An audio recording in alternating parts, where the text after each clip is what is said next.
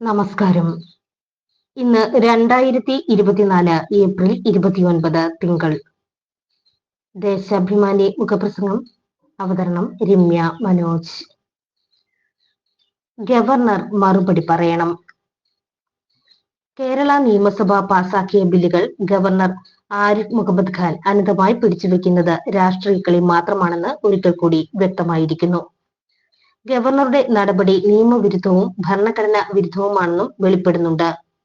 കേന്ദ്രം ഭരിക്കുന്ന BJP സർക്കാരിന്റെ ഇംഗിതമനുസരിച്ച് സംസ്ഥാന സർക്കാരിന്റെ പ്രവർത്തനങ്ങൾ തടസ്സപ്പെടുത്തുക മാത്രമാണ് ആരിഫ് മുഹമ്മദ് ഖാന്റെ ലക്ഷ്യം. നിയമസഭ മാസങ്ങൾക്ക് മുന്നേ പാസാക്കി ഗവർണർക്ക് നൽകിയ 5 ബില്ലുകൾ ലോക്സഭാ തെരഞ്ഞെടുപ്പ് കഴിയും വരെ ഒരു ന്യായവുമില്ലാതെ പിടിച്ചുവെച്ചതും തെരഞ്ഞെടുപ്പ് കഴിഞ്ഞതിന് പിന്നാലെ ഒപ്പിട്ട് നൽകിയതുമാണ് ഗവർണറുടെ രാഷ്ട്രീയ കളി വീണ്ടും തുറന്നു കാട്ടിയത്. ഭൂപതിവ് നിയമ ഭേദഗതി, നെൽവയൽ നിർത്തട നിയമ ഭേദഗതി എന്നിവയടക്കമുള്ള ബില്ലുകളാണ് ഗവർണർ ഇത്രയും നാൾ ഒപ്പിടാതെ പിടിച്ചുവെച്ചത്. എന്തിനാണ് ബില്ലുകൾ ഇത്ര വൈകിപ്പിച്ചതെന്ന് ഗവർണർ വിശദീകരിച്ചേ മതിയാകൂ. ഇടുക്കി ഉൾപ്പെടെയുള്ള മലയോര മേഖലയിലെ ആയിരക്കണക്കിന് കുടുംബങ്ങളുടെ ഭൂപ്രശ്നങ്ങൾക്ക് പരിഹാരം കാണുന്നതാണ് ഭൂപതിവ് ഭേദഗതി ബിൽ. മലയോര ജനതയുടെ 6.5 പതിറ്റാണ്ടായുള്ള കാത്തിരിപ്പിന് വിരാമമിട്ട് 2023 സെപ്റ്റംബർ 14 നിയമസഭയിൽ ബിൽ പാസാക്കി ഗവർണറുടെ അംഗീകാരത്തിന് നൽകി. ഒപ്പിടാൻ വൈകിയതിനെ തുടർന്ന് LDF-ന്റെയും CPIM-ന്റെയും കർഷക സംഘടനകളുടെയും ആഭിമുഖ്യത്തിൽ ഒട്ടേറെ പ്രക്ഷോഭങ്ങൾ നടത്തി. പക്ഷേ ഗവർണർ അനങ്ങിയില്ല. മറ്റെല്ലാ നല്ല കാര്യത്തിനും വിലങ്ങുതടിയായി നിൽക്കുന്ന കോൺഗ്രസ് ഇവിടെയും അത് തന്നെ തുടർന്നു. ബില്ലിൽ ഒപ്പിടാതിരിക്കാൻ ചില കർഷക വിരുദ്ധരെ കൊണ്ട് നിവേദനവും കൊടുപ്പിച്ചു. ഇതിന്റെ എല്ലാം മറവിൽ ബില്ലുകളിൽ ഗവർണർ അടയിരിക്കുകയായിരുന്നു. ഭൂപതിവ് ഭേദഗതി നിയമം നടപ്പിൽ വരുന്നത് ലോക്സഭാ തെരഞ്ഞെടുപ്പിൽ LDF-ന് നേട്ടമുണ്ടാക്കുമെന്ന് സംഘപരിവാറും കോൺഗ്രസും ഭയപ്പെട്ടതിന്റെ ഭാഗമായിരുന്നു ഈ നീക്കം. ഇതോടൊപ്പം ഉണ്ടായിരുന്ന മറ്റ് 4 ബില്ലുകളും ഇപ്പോൾ ഒപ്പിട്ടിട്ടുണ്ട്. ദീർഘകാലമായി പിടിച്ചുവെച്ചിരുന്ന മറ്റ് 7 ബില്ലുകൾ കേരള സർക്കാർ സുപ്രീം കോടതിയെ സമീപിച്ചതിനെ തുടർന്ന് ഗവർണർ രാഷ്ട്രപതിക്ക് അയക്കുകയുണ്ടായി.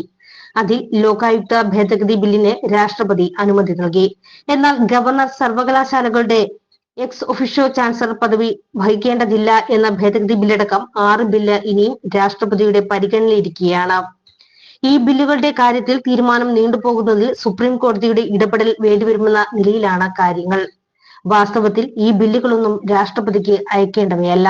സുപ്രീം കോടതിയിൽ കേസ് വന്നപ്പോൾ ഗവർണർ തിരക്കിട്ട് രാഷ്ട്രപതിക്ക് അയക്കുകയുണ്ടായിരുന്നു.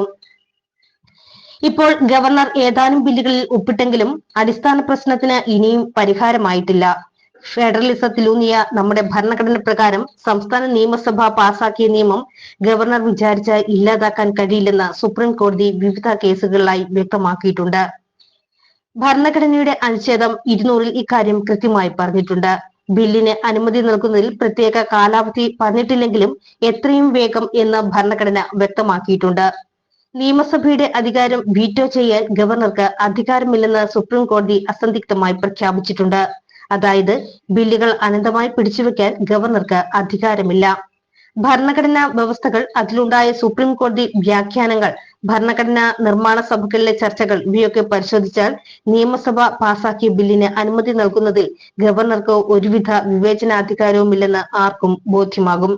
ഇതെല്ലാം വിസ്മരിച്ചാണ് ഒരു പ്രസക്തിയുമില്ലാത്ത ആലങ്കാരിക പദവിയിലിരിക്കുന്ന ഗവർണർ ജനങ്ങൾ തിരഞ്ഞെടുത്ത സർക്കാരിന്റെ പ്രവർത്തനം തടയാൻ ശുദ്ധ തോന്നിയാസം കാണിക്കുന്നത്. ജനങ്ങൾ ഇതെല്ലാം തിരിച്ചറിയുന്നുണ്ടെന്ന് ഖാൻ ഇനിയെങ്കിലും മനസ്സിലാക്കിയാൽ നന്ന്. ദേശാഭിമാനി മുഖപ്രസംഗം ഇവിടെ പൂർണ്ണമാകുന്നു. നന്ദി, നമസ്കാരം.